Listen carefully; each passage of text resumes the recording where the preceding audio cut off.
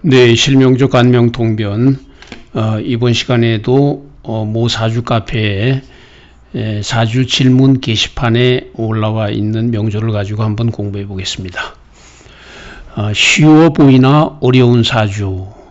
이거는 이제 제가 붙인 제목이 아니고요. 이 명조를 질문방에 올리신 분이 이제 제목으로 쓴 거죠. 이 사주가 이제 형태가 조금 특이한 면이 있죠. 그래서 이게 쉬워 보이지만 자기가 보기에는 이제 어렵다, 이런 이제 얘기를 하신 것 같아요. 그래서 이분의 질문이 뭐냐면은, 첫 번째, 원국에 사유축 삼합이 되어 있는데, 그렇죠? 여기 사유축 삼합이죠. 우리가 사유축 삼합은 금국이라 그러죠, 통상. 그런데 축토가, 요 축토가 금으로 작용하나요? 금으로 변한 건가요? 삼합이 되니까 요거는 화고, 요거는 토고, 요거는 금인데, 사유축 삼합이 되면은 금국이니까 이 사화나 축토가 화나 토가 아니라 금으로 변해버린 거냐? 만약에 금으로 변해버렸다면은 요 일간 기토의 축토는 뿌리가 못 되지 않느냐? 이런 질문이죠. 그리고서는 삼합이 되면 금으로 변한다고 많은 분들이 이야기합니다. 축토도 사화도 유금으로 변한 건가요? 그렇다면 12운성과 12신살은 어떻게 보아야 하나요? 그리고 마지막 질문이 삼합이 되면 식신격인가요? 상관격인가요? 어떤 분들은 식신이 많으면 상관이라는 분들도 있습니다. 이게 이제 질문사항이에요. 자, 우리가 이 삼합이라는 거, 삼합. 우리가 이 사주에서 합은 삼합이 있고, 그 다음에 지지에서 육합이 있죠. 그리고 천간에서는 간합이라 그러죠. 간합은 이제 요 천간이, 간이 합한 거고, 육합은 이제 6가지 합이죠. 12개의 지지 글자가 두 글자씩 짝을 맺어가지고 이제 합이 되는 게 육합이죠.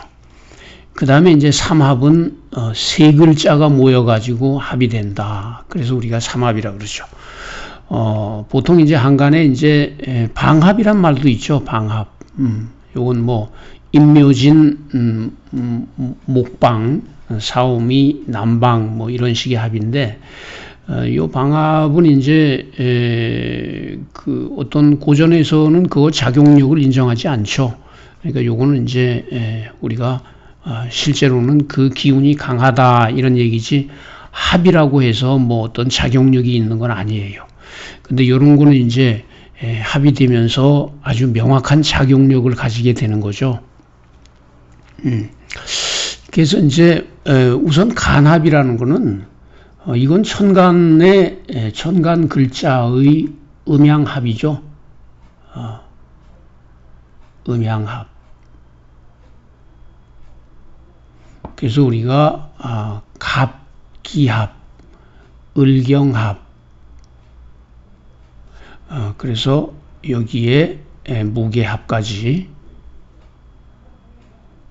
요거는 이제 양간이고 음간이 서로 정제와 정관의 관계로 합한 거죠.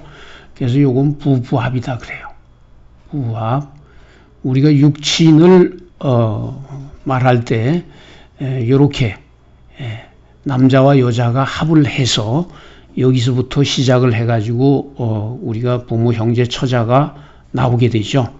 그래서 천간의 합이 간합이고, 요거는 이제 자평진전의 격국론에서는 간합이 되면은 그 합된 글자들의 작용이 정지된다. 그거를 뜻하죠. 그래서 좋은 글자가 합이 되어서 작용을 못하게 되면은 나쁜 것이고, 만약에 흉한 글자가 예를 들어서 칠살 같은 거 그런 게 합의돼서 작용이 정지되면은 일간을 더 이상 극하지 않으니까 좋은 게 되겠죠. 그 다음에 육합은 이제 지지에서의 음양합이죠. 요거는 해와 달의 합이에요. 쉽게 말해서 해와 달이 공전, 자전 이렇게 도는데, 도는 중에 12번, 그러니까 6번을 합하는 거죠. 그게 이제 소위 육합이죠. 그래서 요거는 자축합, 인해합 이렇게 해서 합이 6가지가 있죠. 요것은 이것도 음양의 합이죠. 해와 달이니까 해가 양이고 달이 음이니까 요 육합도 아주 강력한 합이 되죠. 잘 떨어지지 않는. 그래서 육합이 되면은 충을 이렇게 해소해 버리는 그런 굉장히 큰 작용을 하죠. 그 다음에 삼합은 뭐냐면 요것은 목적의 합이에요. 목적의 합이다. 어떤 목적을 가지고 어떤 운동을 하기 위해서 모인 합이 되죠. 그래서 요거는 이제 사행이 있죠. 목화금수, 목의 운동, 화의 운동, 금의 운동, 수의 운동을 하기 위해서 제각각 다른 오행들이 모여가지고 한 가지 오행의 생성을 위해서 합하는 거. 요건 우리가 일반적으로는 사회적인 합이다 이런 말을 하죠. 자, 잘 생각해 보세요. 사회적인 합은 우리가 어떤 회사를 예를 들어서 사유축이다, 사유축 합을 했다. 그럼 이건 쉽게 말하면 어떤 합이냐 하면 쇠 장사를 하기 위해서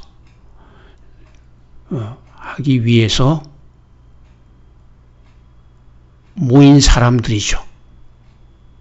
그러니까 사와 유와 축이 세 명이서 모여가지고 자 우리는 우리 쇠를 한번 만들어가지고 한번 팔아보자. 예를 들어서 그런 목적으로 모인 사람들이니까 그 사람들이 합을 했다고 뜻은 한 곳에 있지만은 자기 스스로를 버리는 건 아니죠. 그러니까 사유축 삼합이 된다고 해서 사가 금이 되고 축이 금이 되는 건 아니에요. 원래 유는 오리지널 금인데 요게 왕지죠. 그죠? 그런데 요 사하고 축은 사와 축의 성질을 그대로 간직하면서 그냥 우리끼리 모여서 이렇게 한 가지 목적을 이루자 이런 합이니까 각각 개체의 성질이 변하는 건 아니다 이렇게 보는 거죠. 그러니까 여기서 질문하신 축토가 근으로 작용하는가요? 네, 근으로 작용합니다. 왜냐하면 축토는 물론 금 운동을 하기 위해서 금에 한 발 담그고 있지만은 자기 본성을 잃어버린 건 아니죠. 그래서 축토는 기토의 강한 뿌리가 된다 이런 얘기예요. 그 다음에 그렇다면 12운성과 12신살은 어떻게 보아야 하나요? 그거는 그대로 보시면 돼요. 그냥 12신살은 요거는 이제 살을 가지고 12신살 보는 거죠. 요거 지살이고, 그렇죠. 요거 장성살이고, 요거 화개살이고, 그렇게 보시면 되죠.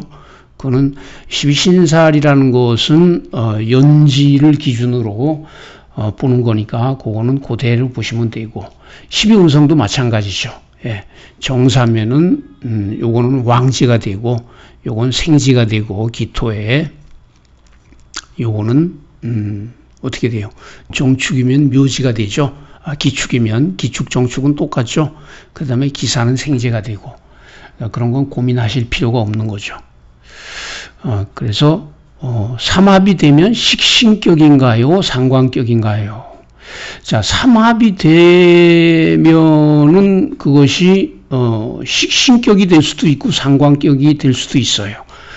그런데 격이라는 것은 월지죠, 월지. 월지의 지장간이 격이에요. 엄밀히 말하면은. 그러니까 요 경우에는 당연히 사유축이 되면은 유금이 격이 되는 거죠. 합이 돼 가지고. 그러니까 요거는 식신격이다. 만약에 이렇게 되질 않고 여기 이 기유가 아니고 기사였다. 기사가 돼서 만약에 삼합이 이루어졌다. 그러면 사중 경금이 격이 되죠. 이럴 때는 상관격이 될 수 있어요. 어떤 분들은 식신이 많으면 상관이라는 분들도 있습니다. 그랬어요. 네, 그렇죠. 그런 말들 많이 하죠. 식신이 많다는 거는 개별적으로 여러 개 있어야 돼요. 예를 들어서 6월의 기토가 식신인데 또 그래서 일주도 기유다. 또는 그 연에도 또 유가 있어가지고 식신이 많다. 그러면 식신이 많은 것은 결국 설기를 많이 하는 거죠, 일관을. 그러니까 우리가 식신과 상관의 차이가, 식신은 일간과 음양이 같기 때문에 설기를 이렇게 많이 하질 않죠. 근데 상관은 일간과 음양이 다르기 때문에 아주 강하게 많이 설기를 하죠. 그러면 식신이 만약에 많다. 그럼 설기가 많이 되겠죠. 하나 있는 것보다. 그렇게 되면 상관의 기질을 드러낼 수가 있다. 이런 얘기예요. 실제로 식신이 이렇게 많은 사람들이 상관의 기질이 드러나는 것은 이제 실무에서 보면은 사실이죠. 그래서 이런 식으로 보면은 되겠다.